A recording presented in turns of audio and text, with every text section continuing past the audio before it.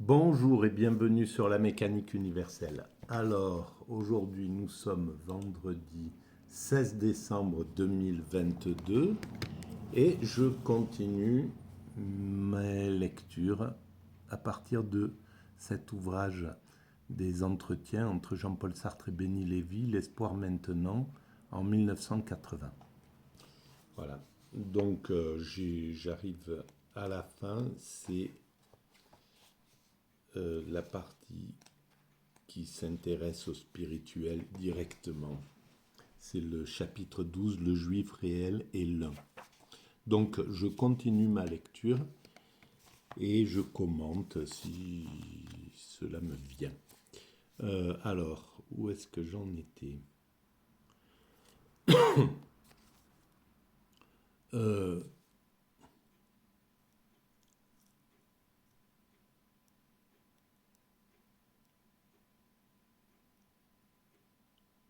Voilà, je vais reprendre ici.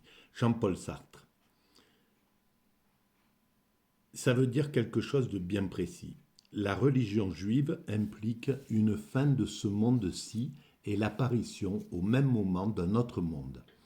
Un autre monde qui sera fait de celui-ci, mais les choses seront autrement disposées. Il y a un autre thème qui me plaît aussi, les morts juifs et autres, d'ailleurs, ressusciteront, reviendront sur terre. Contrairement à la conception chrétienne, ils n'ont donc pas, les morts juifs actuels, d'existence autre que tombale, et ils renaîtront comme vivants dans ce monde nouveau. Ce nouveau monde, c'est la fin. Donc il y a la réflexion sur la fin des temps, en fait. C'est ça qui me paraît pour moi le plus important dans cette discussion entre Jean-Paul Sartre et Béni Lévy. Jean-Paul Sartre cherchait une finalité à l'histoire de l'humanité, à l'évolution de l'humanité. Est-ce que l'humanité avait un sens, une destinée, etc. Tant qu'il était du côté de l'athéisme, en somme, il ne pouvait pas penser un sens de l'humanité, une destinée, une finalité qui serait spirituelle, puisqu'il tenait à distance le spirituel. Dès le début de ses écrits, ça a été un petit peu comme ça, à mon sens. Bien que, voilà, c'est à réfléchir parce qu'il a été au tout début de ses réflexions, il a été sous les propositions de René Aron, de Raymond Aron.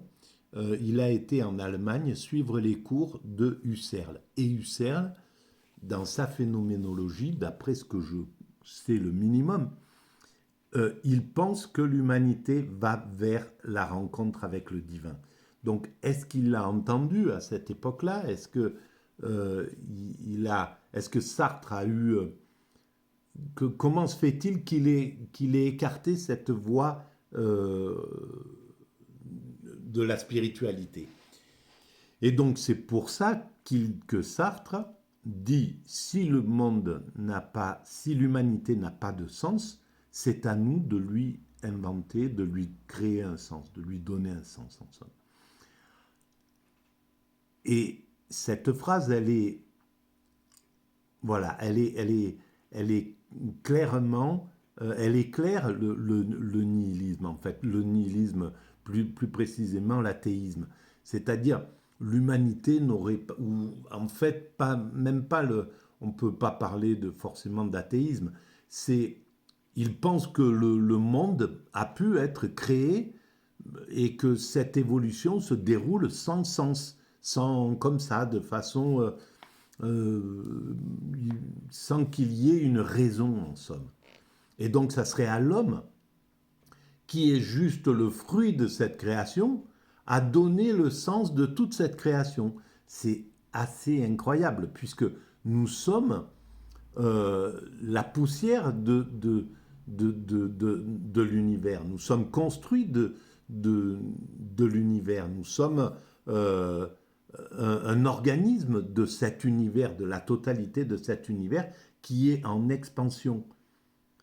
et dans cette expansion apparaît la Terre avec à un certain moment la possibilité de la vie, et la vie apparaît, et la vie est en évolution. Et à un certain moment de cette évolution apparaît l'homme dans cette évolution. Et on est donc on est constitué de cet univers-là. Alors, soit la question est simple, c'est soit on pense que cet univers est issu de rien, n'a pas de principe créateur, ou cet univers a un principe créateur. Voilà. Alors, s'il n'a pas de principe créateur, cet univers s'est organisé d'une façon stupéfiante, d'une façon avec une intelligence inouïe, puisque même la somme de toutes les intelligences actuelles humaines, qui sont quand même pas peu importantes, n'arrive pas à comprendre comment cette matière est constituée, de quoi cette matière est constituée, comment cet univers s'est constitué, est-ce que, voilà, on est arrivé au mur de Planck, à ce qu'on appelle plus ou moins le Big Bang, avec l'idée que cet univers aurait pu se projeter comme ça, avec une énergie, etc. Mais le principe qui a mis en œuvre cet univers est d'une intelligence redoutable pour organiser un système qui tient aussi bien avec les attractions, l'attraction, les forces fortes, faibles, etc. Enfin, un truc qui est hallucinant. Et en plus, avec la possibilité de la vie et avec la possibilité de l'humanité. Donc la possibilité de la conscience et donc de la réflexion, de l'intelligence, et en plus l'obligation de chercher à comprendre cet univers. C'est dans l'esprit de l'homme, c'est ce qui se passe. On est obligé de chercher à comprendre, on est constitué pour essayer de comprendre notre monde. Donc c'est quand même, voilà, ça, à mon sens, le plus logique, c'est de penser qu'il y a un principe créateur. Voilà. Donc, et donc, c'est pour moi la question fondamentale. Et je pense que c'était la question que se posait Sartre. Quel est le sens à travers l'idée de quel est le sens de l'humanité? Où va l'humanité? Voilà. Pour lui, à un certain moment, il a pensé qu'elle allait vers sa perfection technique grâce au communisme. Ce n'est pas le cas, puisque le communisme a dû céder la place à un certain moment, etc. Donc c'est autre chose qui fait le ferment et qui fait le lien de l'ensemble humain, de cet ensemble humain que nous connaissons, c'est-à-dire la totalité des humains qui composent cette humanité. C'est autre chose. Et cette autre chose, c'est le divin. Et dans ce divin, c'est un divin qui serait universel. Et c'est là où le judaïsme a amené quelque chose de fondamental à l'humanité. Cette idée de divin qui est universel pour l'ensemble de l'un, comme il est dit dans le début, et qui a été diffusé dans le christianisme et dans l'islam, voilà, qui sont les deux filles du judaïsme, selon moi. Et voilà. Donc, Béni Lévy, en quoi cela t'intéresse-t-il? La finalité à laquelle tout juif tend plus ou moins consciemment, dit Jean-Paul Sartre, mais qui doit finalement réunir l'humanité, c'est cette fin, au fond sociale, aussi bien que religieuse, que seul le peuple juif est, 3 petits points. Donc, il est interrompu là. Béni Lévy, on voit bien comment tu as pu être sensible à l'idée de la fin de la préhistoire humaine que tu as trouvée chez Marx. Elle pouvait donner de la consistance à ta pensée du projet individuel. Voilà, si chez Marx, il y avait la fin de la préhistoire humaine, ça donnait l'idée que l'humanité était en évolution. Elle allait passer dans l'histoire et puis elle allait vers quelque chose, vers une finalité. Et c'est ça qui a animé toute la pensée depuis Hegel, depuis voilà, et depuis peut-être Kant, et depuis sans doute Platon, et depuis voilà, cette idée d'évolution, elle parcourt toute la philosophie, mais parce qu'elle est déjà présente dans toutes les spiritualités. Donc Jean-Paul Sartre, précisément parce qu'elle n'a pas l'aspect marxiste, c'est-à-dire l'aspect d'une fin définie à partir de la situation présente et projetée dans l'avenir, avec des stades qui permettront de l'atteindre en développant certains faits d'aujourd'hui. Béni Lévy, tu peux préciser ce point, Jean-Paul Sartre. Elle n'a rien de cela, la fin juive. Si tu veux, c'est le commencement de l'existence des hommes, les uns pour les autres, c'est-à-dire une fin morale, ou plus exactement, c'est la moralité. Le juif pense que la fin du monde, de ce monde, et le surgissement de l'autre, c'est l'apparition de l'existence éthique des hommes les uns pour les autres. Et bien sûr que c'est ça. C'est ça, c'est la finalité. Mais c'est au-delà de ça. C'est la fusion avec le divin à travers l'extase. Voilà. Mais c'est le côté éthique, l'existence éthique des hommes les uns pour les autres, c'est la fin de l'homme loup pour l'homme. C'est l'homme qui est dans la fraternité absolue avec ses congénères, avec les autres hommes. Donc c'est la paix universelle. Donc c'est l'homme qui ne représente plus un danger pour l'homme. Et ça, nous allons vers cette direction. Il faudra encore quelques siècles, sans doute, de travail de l'humanité, mais on travaille depuis des centaines de milliers d'années à faire évoluer cette humanité. On arrive vers la concrétisation de cette humanité. On y va à travers le danger, bien sûr. Il y a tout ça. Il a fallu traverser des épreuves inouïes. Parce qu'on évolue inconsciemment, on n'évolue pas encore de façon consciente. Mais justement, la mécanique universelle est là pour essayer de dire on peut maintenant évoluer consciemment. On peut commencer à penser qu'on peut travailler de façon symbiotique à cette évolution humaine, au lieu de travailler en ennemi, avec voilà, en détruisant et en reconstruisant, en cherchant, en faisant des erreurs et des rectifications. Voilà ce qu'on est en train de vivre, en abusant les uns sur les autres, en se méprisant les uns les autres. Voilà, toutes ces données qui font partie aussi de l'évolution, de notre évolution. Et en face, il y a la bienveillance, l'amitié, la fraternité, le tourisme, les rencontres sportives justes, etc. On a les deux moyens d'évoluer. Pour l'instant, comme on évolue inconsciemment, on utilise les deux moyens. Mais quand on évoluera consciemment, on mettra de côté les moyens qui aujourd'hui font la guerre en Ukraine, voilà, la guerre entre les grandes puissances, entre les systèmes dominants actuels, voilà, Russie, Chine, les BRICS d'un côté et l'Occident de l'autre. Voilà. Et ça, il faudra le dépasser, bien entendu. Et on le dépassera avec la conscience. C'est tout, il faut qu'on prenne conscience. Ce n'est pas notre faute.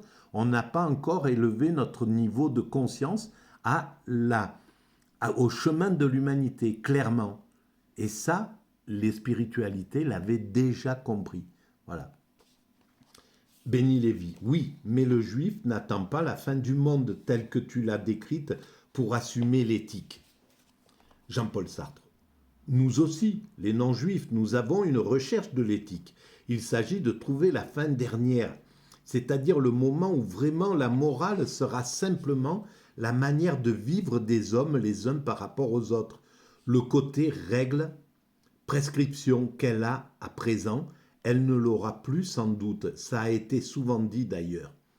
Ce sera la manière de former les pensées, de former les sentiments. Bien sûr qu'on va vers ça.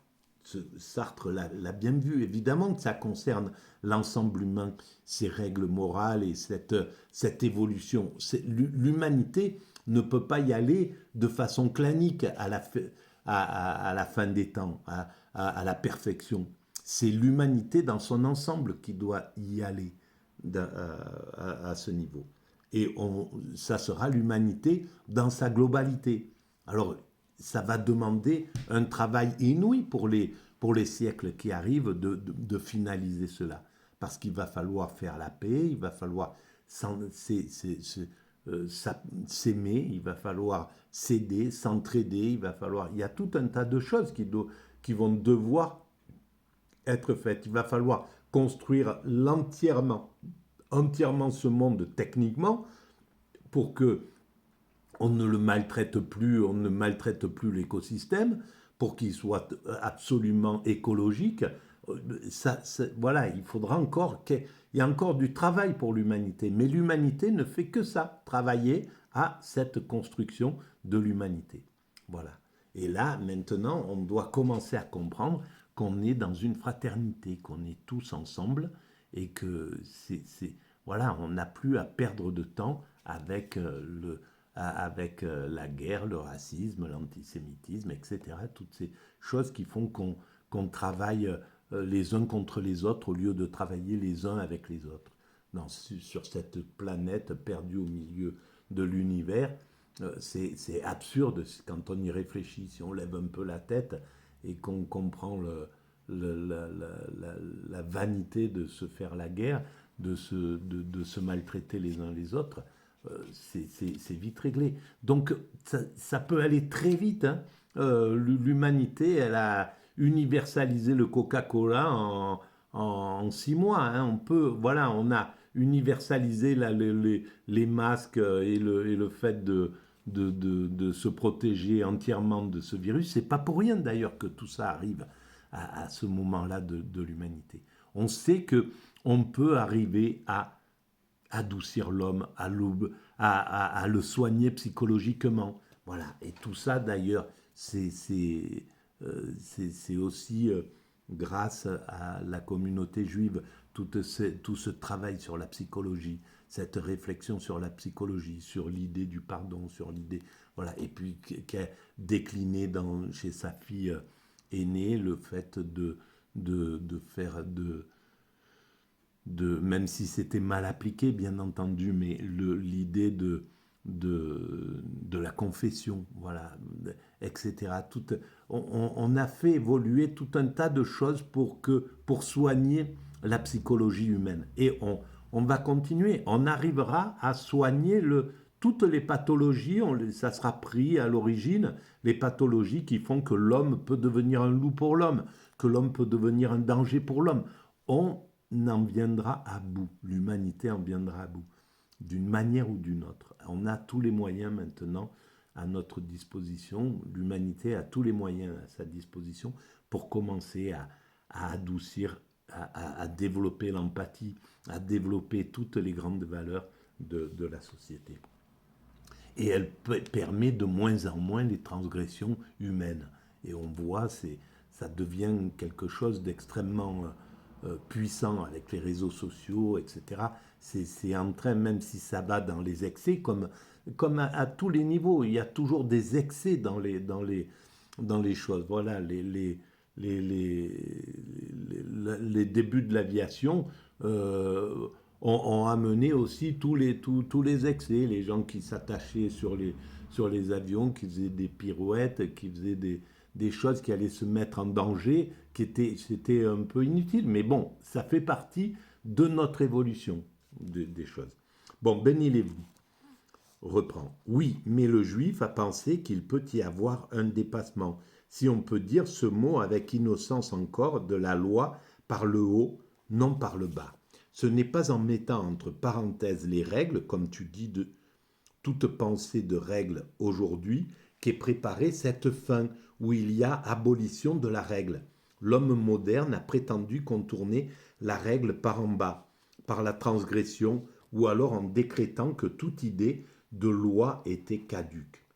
Jean-Paul Sartre. Alors évidemment qu'à la fin des temps, on n'aura plus besoin de ces lois. On n'aura plus, puisque l'homme aura intégré physiologiquement, psychologiquement, Il aura intégré le fait de ne plus être un danger pour l'homme, de ne plus être un loup pour l'homme, d'avoir atteint quelque chose. Et pourquoi on cherche à atteindre ça? Ça c'est un mystère encore. Moi, dans ma théorie, j'essaye de démontrer que c'est ce vers quoi nous allons, mais il est impossible encore de comprendre pourquoi nous allons vers ça.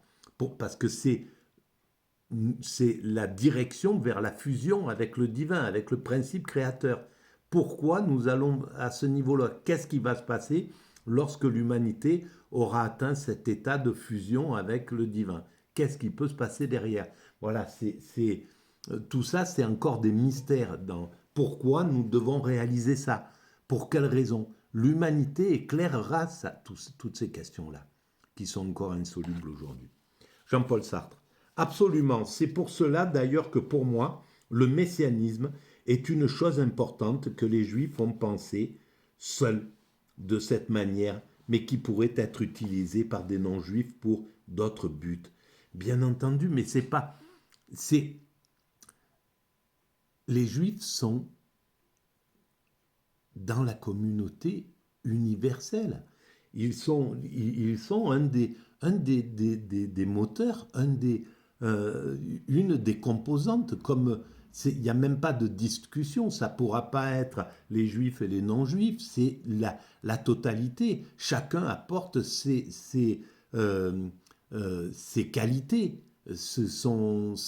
Il y a ceux qui ont les capacités d'être les guides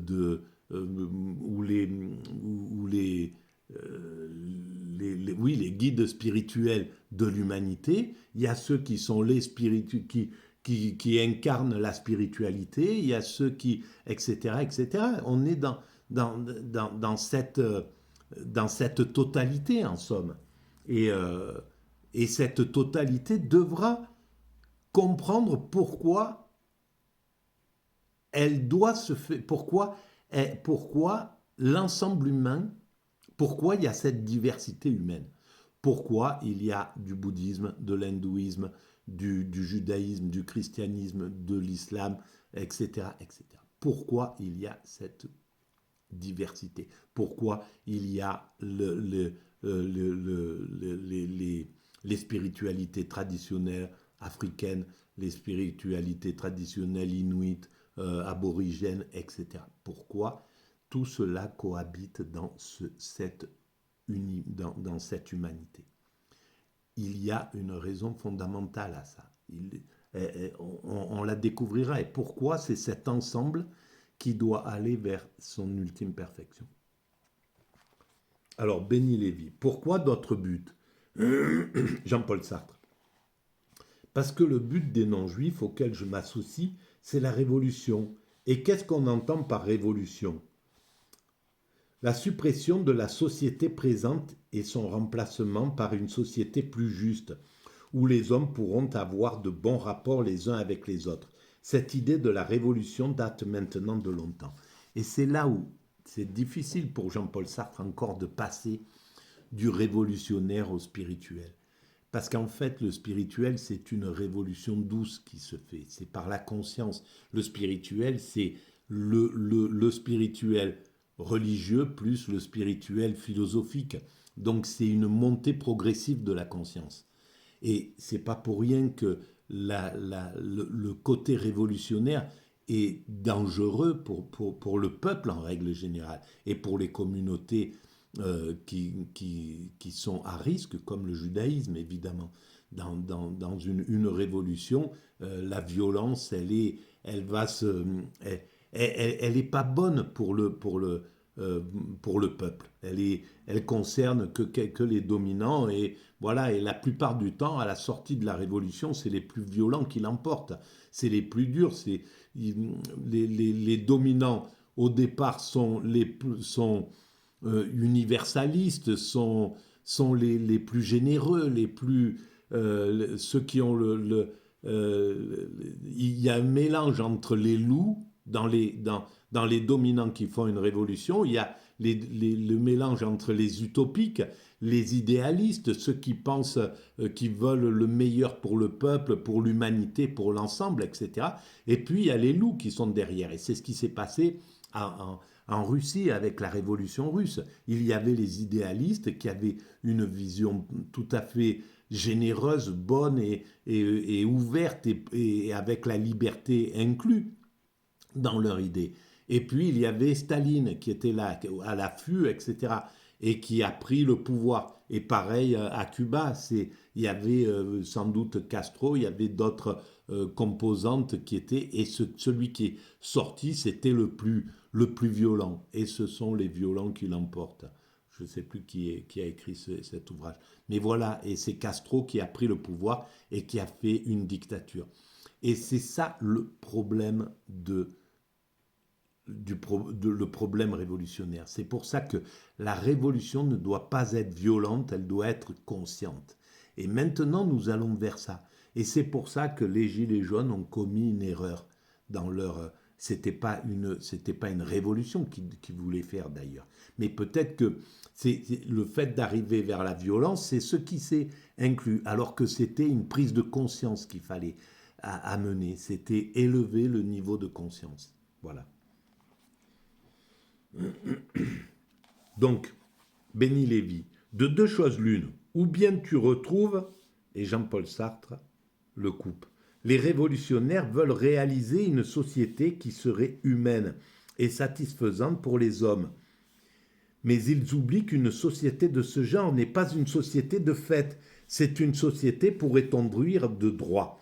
Voilà, alors ça, je viens de repenser à quelque chose. La révolution, c'est des hommes pressés qui veulent bouleverser, qui veulent accélérer le rythme de l'évolution. Ça n'est pas possible d'accélérer le rythme de l'évolution de manière brutale. L'esprit ne peut pas accepter des évolutions trop rapides. Passer sur l'idée d'égalité absolue, comme le communisme a essayé de le faire, en brimant le côté de l'individualisme, de celui qui voulait, voilà, qui voulait être dans un système un peu libéral où il pouvait se distinguer des autres, etc., de vouloir araser les distinctions entre les êtres humains, l'homme ne pouvait pas l'accepter. C'était pas encore prévu, même si c'est idéologiquement, on ira vers cela évidemment, mais c'était trop tôt, c'était beaucoup trop tôt. Le communisme était quelque chose de beaucoup trop tôt, était trop avant-gardiste pour l'esprit, pour que l'esprit puisse le supporter. C'est ça en fait le fait. Et en plus, il a été criminalisé par ses dirigeants. Euh, et donc, c'est... Qu'est-ce que j'ai perdu le fil là? Bon, voilà.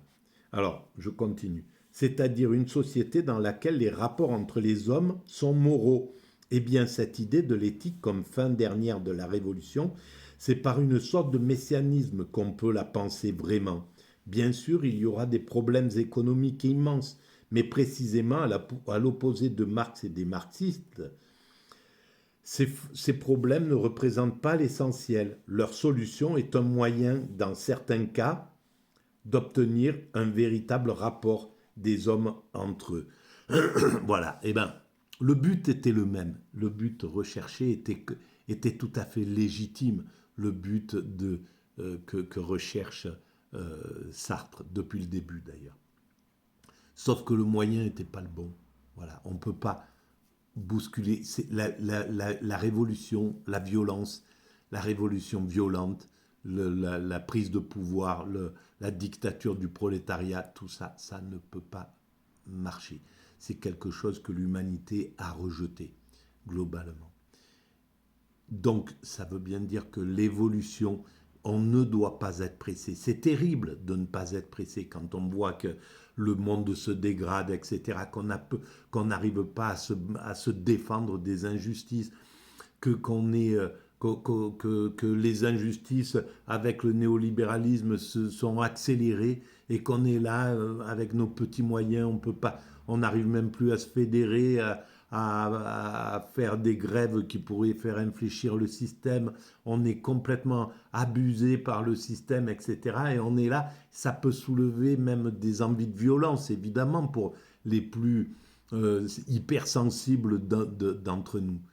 Mais eh ben, en même temps, il faut accepter le monde tel qu'il est. Et c'est là où on doit réécouter Spinoza et d'autres avant lui qui l'ont dit. Mais il faut faire le deuil de, de la toute-puissance, de vouloir changer le monde comme ça, de ce truc-là. Par contre, il ne faut pas baisser les bras, il ne faut pas abandonner, il ne faut pas justement tomber dans l'état dépressif où on est contenu et on ne peut pas se révolter. C'est pour ça que la démocratie est une œuvre d'art, parce qu'elle permet de se battre par d'autres moyens que par la violence.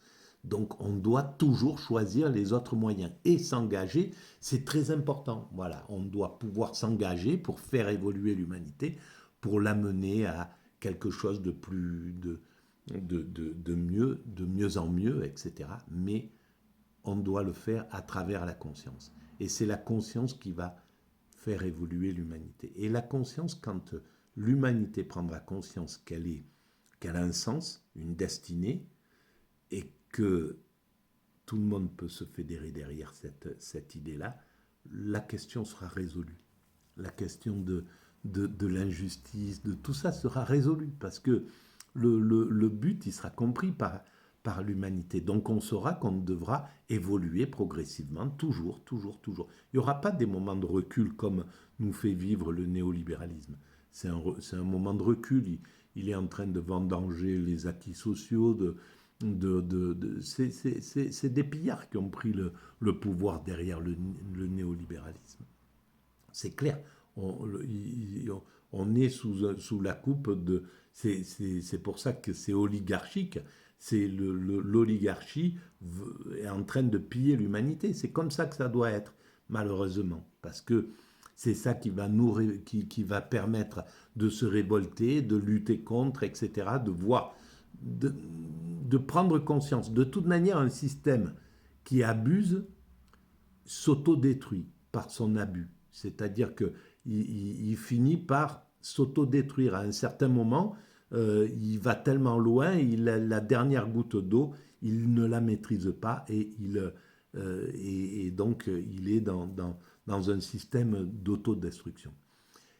Parce que voilà, l'humanité, c'est ça qui traîne, c'est ça qui est le plus fort. C'est pas un système, c'est pas, il y a personne qui domine l'humanité. L'humanité, c'est ça c'est le divin qui est à la manœuvre de l'humanité. Donc il n'y a personne qui va devenir le chef de l'humanité ou qui va dominer l'humanité. C'est un leurre de pouvoir l'imaginer. On est tous interdépendants, mais totalement, quoi. C'est un truc. Et donc, l'orgueil de la toute-puissance, de se sentir tout-puissant ou quoi que ce soit, c'est une gageure. C'est une gageure. C'est une aberration de la pensée. Voilà. Bon, je vais arrêter là et je reprends dans la foulée. Merci.